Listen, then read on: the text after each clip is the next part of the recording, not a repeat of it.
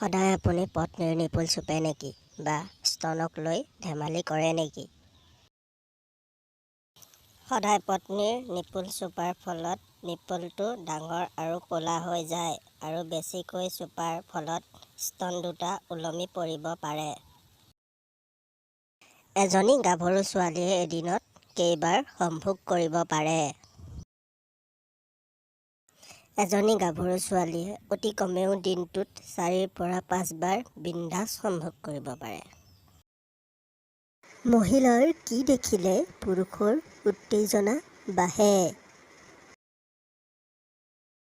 মহিলাৰ ঘূৰণীয়া গোল গোল স্তন দেখিলে আৰু ঘূৰণীয়া টিকা দেখিলে পুৰুষৰ উত্তেজনা বাঢ়ে।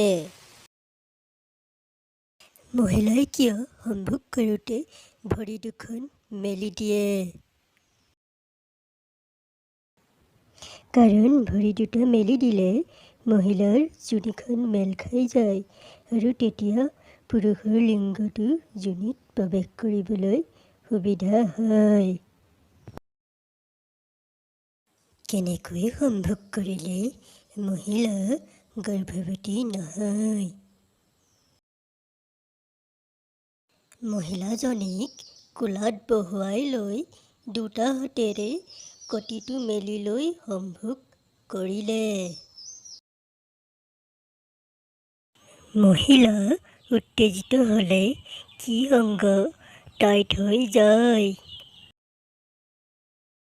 মহিলাৰ স্তন দুটা আৰু নিপল দুটা টাইট হৈ যায়।